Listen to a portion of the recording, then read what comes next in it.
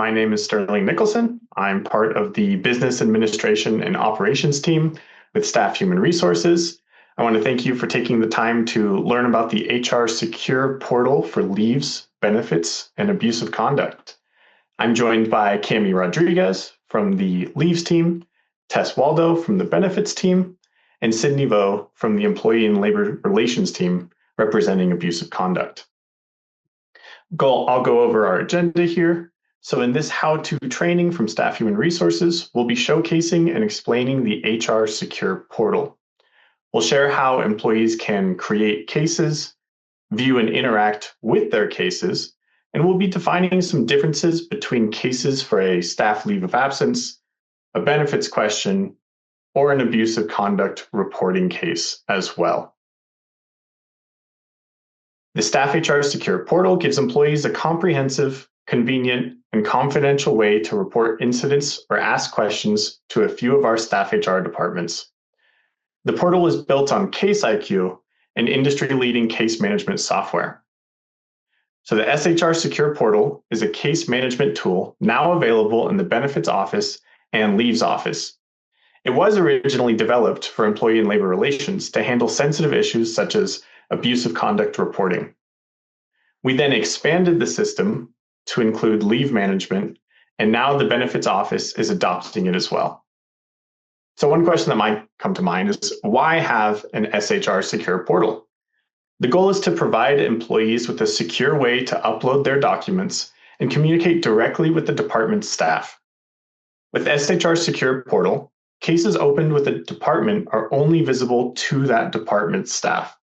The portal allows employees to create cases at any time and provides more self-service to the employees. Now we'll go over a bit of how it actually works. So as I mentioned, each department has its own reporting reason. So you'll see that shortly in our demo and further slides as well. They have their own reporting reasons on the portal. So there is a strict separation of information. As an example, the Benefits Office can only see benefits cases, never abusive conduct or leave management cases. When employees open a case, they provide details of their issue in notes and can securely upload files. The department staff are immediately notified, reducing delay in reviewing cases. One major advantage that we specifically want to outline with the HR Secure portal is security. Files are stored in a protected environment, ensuring that sensitive documents are not exposed to the wrong audience. This makes SHR Secure portal much more reliable and confidential than email, while still being sent to the correct department right off the bat. More of that self-service like we had talked about. So to get more into the functionality, how do you actually report or request a case? To submit a case, you'll go to the SHR Secure portal by visiting the link shown here. Later in the presentation, each department will share where the link can be found across our SHR website. And then you'll click the Open the Reporting Form button in blue down near the bottom right of the slide to start filling out the request form. One note, when you do start the form, you will be asked to accept the terms and conditions of the case management software Case IQ. So continuing with initiating a case, please take note that there are mandatory fields that are required to be filled for submission. Because departments share the portal page, when initiating a case, you will need to select your reporting reason, as shown on the slide here. Your options are abusive conduct, leave of absence, and benefits for issues and questions or reporting. For the description section, please enter information in which you are comfortable sharing. Detailed information is very helpful to our agents, but not required. So please, again, as much information as you can share to help our agents process these as quickly as possible while still being comfortable with sharing that information. Next on the form is a section called Parties.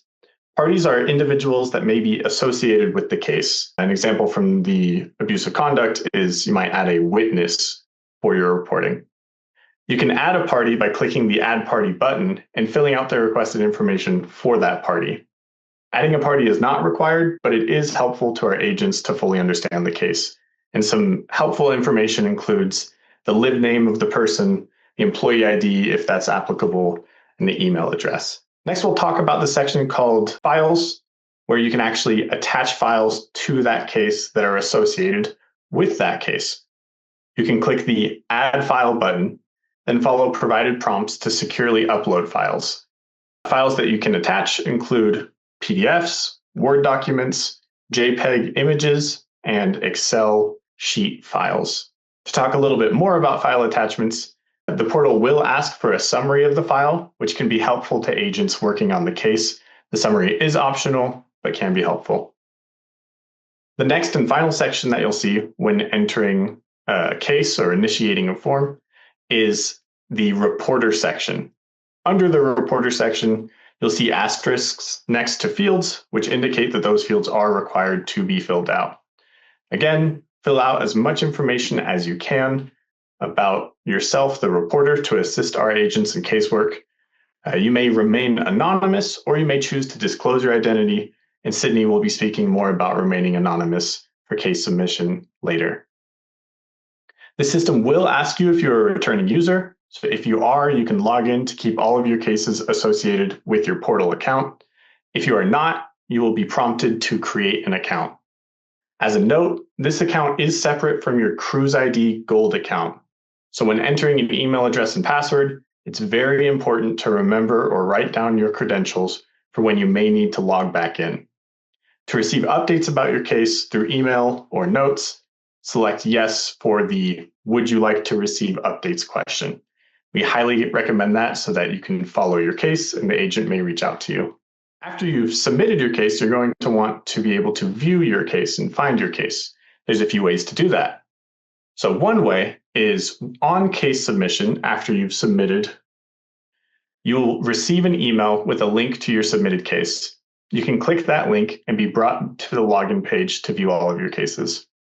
The other option to view your cases is actually logging in through the portal. So it's the same link that we showed at the beginning of this presentation, where you can click login underneath "Are you a returning user?" Then you'll be asked for your credentials, email, username, and password. So it's important to have those ready. Regarding viewing your cases, you'll be presented with a list of your submitted cases after logging in, as well as the notes, files, and parties associated with the case. And then it's very possible to forget your password, so there is an option on the login screen where you can click the "Forgot Your Password" link located on the bottom right of that login page. Something to note, only users who created an account with an email address are able to reset their passwords. So that was a lot of talking, but now I'd like to actually showcase in a demo how simple it can be to submit a case. So as stated previously in the presentation, I'm on our portal webpage, ucsc.i-site.com/portal. And here I can go down to the Open the Reporting Form button that we had mentioned in the slideshow. I'll click that. Here, as we stated, are the terms and conditions. I'll accept those to be able to report on this form. And then here we can see, I'll zoom in a little bit, the reporting reason with abusive conduct in the workplace, benefits question or issue, and leave of absence question or issue. In this example, I will select "I have a benefits question or issue," and then I'll enter my detailed description. Maybe I might say, "I am a faculty member and I am unsure about some medical benefits plan information I received in the mail. I would like assistance from your team, please." Then you see that there's the party section that we had mentioned. I do have the ability to add a party, and what that looks like is I can select my name as the reporter or some other options shown that Sydney will speak about more for the abusive conduct section. I can fill out live name, affiliation, job title, and more. In this example, I'm just going to scroll through for the sake of time. Here's the file section where you can add a file by clicking this button, and then I need to make my account. Would I like to remain anonymous? In this example, I'll select no, and then I enter my first name and last name, Sammy Slug. And then to be helpful, I would enter in an employee ID, my affiliation as faculty, I would select that I am not a returning user. I would like to receive updates. And then I can create my account. Once I've entered in that information, I can click submit, and then it will go to the designated team for the reporting reason selected. For leave of absences, you can easily go to the main page of the Staff Human Resources, go down to the Employee Resources section, and at the top of that section is the SHR Secure Portal. Once you select this, it will take you directly to the portal. Submit your request. You will receive 2 emails, the first one being the case number. The second email will provide you with links to leave of absence forms in order for you to get started as soon as possible with your leave of absence. Please make note of this second email because it does provide links for anyone looking to submit a leave of absence for themselves, a family member, or a pregnancy leave. Thank you. And lastly, for leave of absences, we do have a few areas in which we really would appreciate the information that you could provide. One of them is the reporter and party section. Providing your live name and EID will help us to be able to contact you as soon as possible. And the second is that we are asking that you upload any of your documents for a leave of absence. Do not email, but please upload, specifically the medical note and the leave of absence request form. And at this point, I'm going to hand this off to Tess for benefits. Hello, everybody. This is Tess Waldo, Benefits Operations Coordinator. And just to let you know, when you are submitting a case for the benefits office, you can find our direct link from the benefits news area from our site. And it's right at the top, and that link will take you directly to the portal so you can open up your benefits case. So as Cami explained to you, you will actually receive 2 emails as well. But when you open your case, when you're at the portal, you want to describe your issue in the notes. And if you have any supporting confidential files, you can submit those files right within the secure portal. So once you do that, the benefits staff is immediately notified that you have opened a case with Case IQ. This is what it will look like when you are on the portal. It's very simple for the benefits office. You would just have your case number. This is where you would add confidential files if you're adding billing communications or other communications that are sensitive regarding your medical condition or medical billing or dental billing. You would upload those files directly from here. You would also put in your file any additional notes, or if anything has changed since you opened the case, you can update those notes there. And this is where the tab you would click on to upload your files. When you have opened a case, you will get 2 emails like Cami stated, one with your case number and also this informational email. This informational email will have a lot of links to frequently asked questions and PDFs for you to look over before we reply to your case. And we will reply to your case within 48 hours. And now I'm going to go ahead and pass this over to Sydney. Thank you. Thank you, Tess. I'm going to go over how to find the portal for abusive conduct reporting. You will find the portal under Employee and Labor Relations in the departments of the Staff HR website. And then on the left-hand side on the navigation, we'll click on Abusive Conduct in the Workplace. When you click on Abusive Conduct in the Workplace, it will open up further tabs. Click on Portal for Reporting Abusive Conduct at the very bottom, and that will lead you to the Case IQ portal link. Once you click on Open a Case, you will be prompted to submit a new case. And as Sterling has mentioned before, not all information is going to be required if you're not able to provide it at the time of the submission. However, the more information you can provide, the better. So that way the compliance specialist can thoroughly review your case. Here, you will be asked about the time and location of the incident you are reporting, if applicable. Both are not required. And in this field, we ask that you provide a description of what you are reporting. In the instructions box above the descriptions box, we have several types of party definitions to assist with writing your description to allow for more clarity and relevance. There is an option to report anonymously in Case IQ. If you choose to report anonymously, the outreach and communication will be done through email notifications via Case IQ between the complainant and abusive conduct's compliance specialist.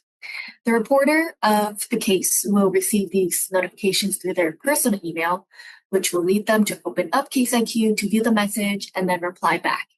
If you do not choose to remain anonymous and you click on no, then follow-up communication regarding the case may either continue through Case IQ or may continue through the email or preferred contact provided in the case from the compliance specialist. So there are 4 different party types that you can choose from.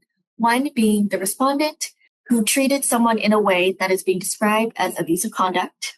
The complainant, who was treated in a way that is being described as abusive conduct. The witness, who witnessed the behavior that is being described as abusive conduct. And the reporter, which would be yourself. There is no limit to the amount of parties you can include in a case. And we also ask, similarly to the actual case, that you provide as much information as possible for each party type. I wanted to share some non-confidential UCSC contacts for abusive conduct in the workplace, as there's a difference between staff reporting and faculty reporting. If you're a staff or student employee, you will be reaching out to staff HR at the contact information listed at abusiveconduct@ucsc.edu. If you are faculty, academic staff, or academic student employee, you will be working with the academic personnel office, and the contact is listed for Adrian Ratner. It is encouraged that you file a complaint through the SHR portal first. However, it is acceptable for staff to also email the abusive conduct email directly. You email the abusive conduct email directly, we will assist in the opening of a case. And that is all from me. Thank you. Thank you again for taking some interest in the SHR Secure portal. Please reach out to shrhelp@ucsc.edu if you are having any difficulties accessing the portal or have any questions about how you can fill out the portal. Thank you again for attending this.